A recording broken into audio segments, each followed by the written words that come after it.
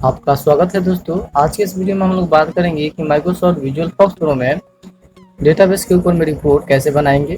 तो दोस्तों, पिछले वीडियो में जो हम लोगों ने स्टूडेंट टेबल क्रिएट किया था, उस टेबल के ऊपर में हम लोग आज रिपोर्ट क्रिएट करेंगे और इसके बाद उस रिपोर्ट के फील्ड को हम लोग चेंज करेंगे।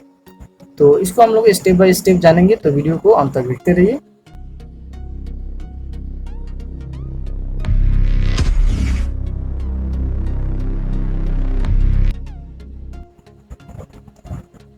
दोस्तों, यहाँ पर जो है हम लोग आ चुके हैं माइक्रोसॉफ्ट विजुअल फॉक्स प्रो में। तो यहाँ पर हम लोग सबसे पहले उस स्टूडेंट टेबल को सिलेक्ट कर लेते हैं।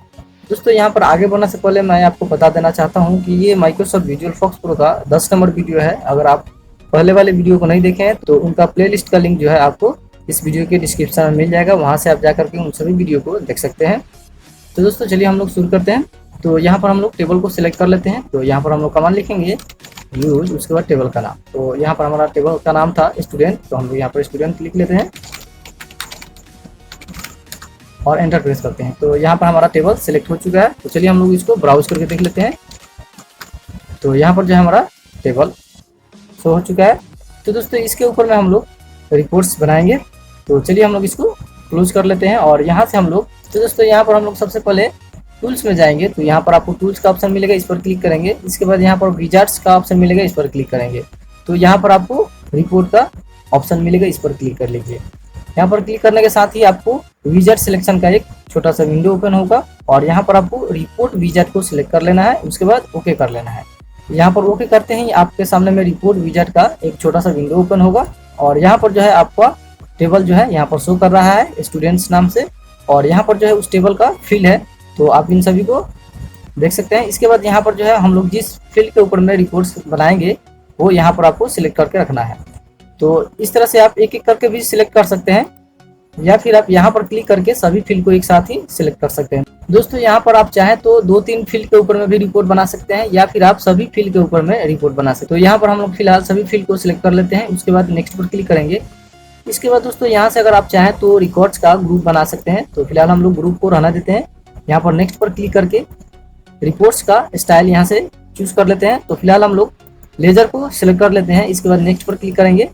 इसके बाद यहाँ से रिपोर्ट्स का ओरिएंटेशन आप चेंज कर सकते हैं, जैसे कि यहाँ पर पोर्ट्रेट है तो यहाँ से आप लैंडस्केप रख सकते हैं।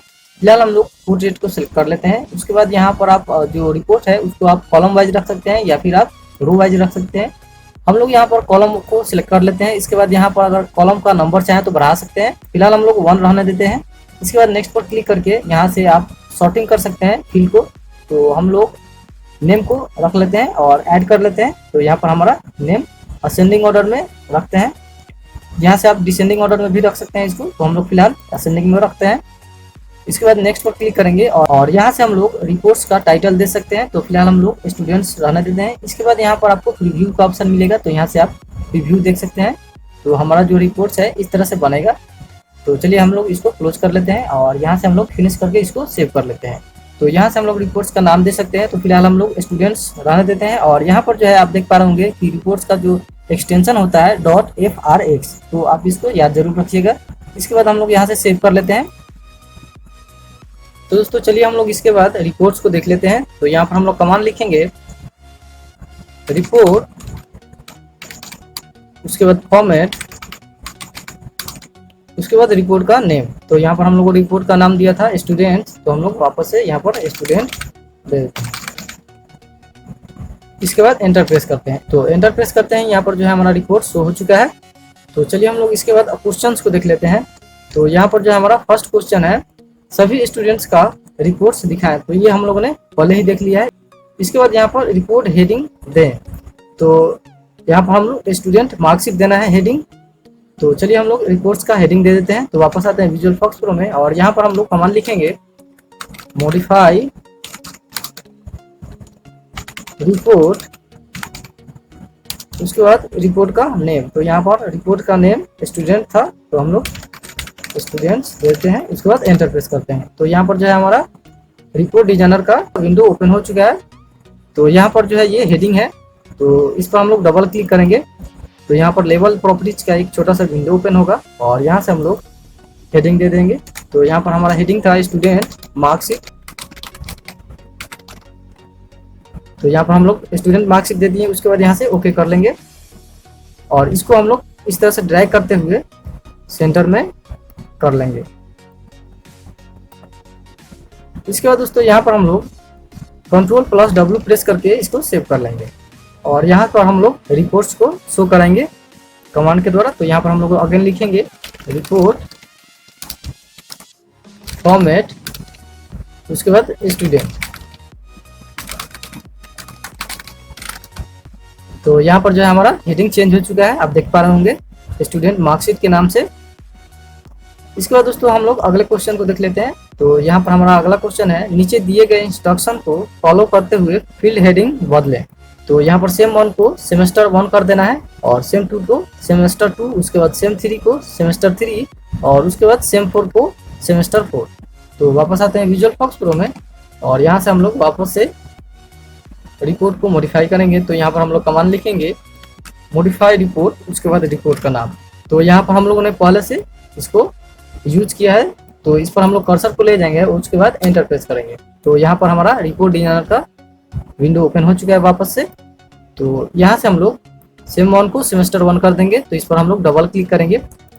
तो यहाँ पर लेवल प्रॉपर्टीज का एक विंडो ओपन हुआ है, तो हम लोग यहाँ से सेमेस्टर 1 कर देते हैं इसको, सेम 1 को, और उसके बाद यहाँ से ओके करके इसको सेव कर लेते हैं। इसके बाद यहाँ पर हमारा 2 नंबर है सेम 2, तो यहाँ पर हम लोग सेमेस्टर 2 करेंगे।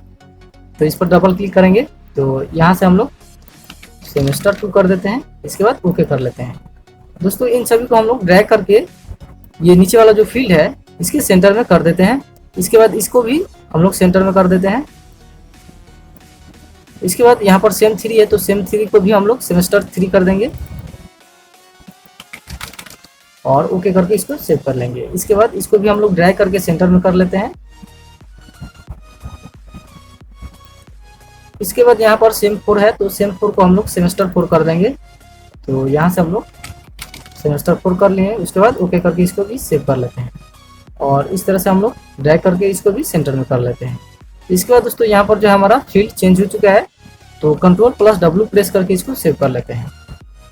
तो वापस से हम लोग रिपोर्ट्स को एक बार देख लेते हैं। तो इसको हम लोग एक बार क्लियर कर लेते हैं और उसके बाद हम लोग वापस से कमांड लिखेंगे रिपोर्ट फॉर्मेट, उसके बाद स्टूडेंट।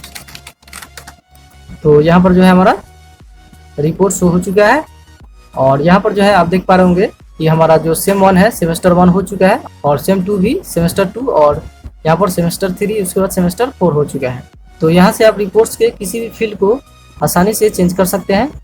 तो चलिए हम लोग इसके बाद अगले क्वेश्चन को देख लेते हैं। इसके बाद है रिपोर्ट्स दिखाएं, तो हम लोग ने यहाँ पर देख लिए हैं। तो अगले क्वेश्चन की तरफ देखते हैं। तो यहाँ पर हमारा अगला क्वेश्चन है, उन सभी स्टूडेंट्स का रिपोर्ट दिखाएं जिनका एवरेज मार्क्स 60 से ज़्यादा है।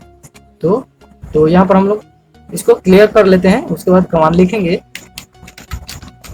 तो यहाँ पर हम लोग कमांड लिखेंगे रिपोर्ट फॉर्मेट स्पेस रिपोर्ट का नाम, तो यहाँ पर स्टूडेंट दे देते हैं। इसके बाद स्पेस फॉर परसेंटेज, मतलब कि जिसका परसेंटेज ग्रेटर देन 60 होगा। तो यहाँ पर हम लोग percentage greater than is equal to 60 और उसके बाद हम लोग यहाँ पर एंटर प्रेस करेंगे। तो एंटर प्रेस करते हैं, यहाँ पर हमारा उन सभी स्टूडेंट का रिपोर्ट आ चुका है जिनका परसेंटेज 60 से ज़्यादा है। तो यहाँ पर आप देख पा रहे होंगे, फर्स्ट है असलम, उसके बाद ओमकार, उसके बाद राजू, उसके बाद सागर। तो इसको हम लोग क्लियर कर लेते हैं। इसके बाद अगले क्वेश्चन को देख लेते हैं। अगला क्वेश्चन है, उन सभी स्टूडेंट का रिपोर्ट दिखाएं जिनको बी ग्रेड मिला है। तो वापस आते हैं विजुअल फॉक्स प्रो में और यहाँ पर हम लोग कमांड लिखेंगे रिपोर्ट फॉर्मेट, इसके बाद रिपोर्ट का नाम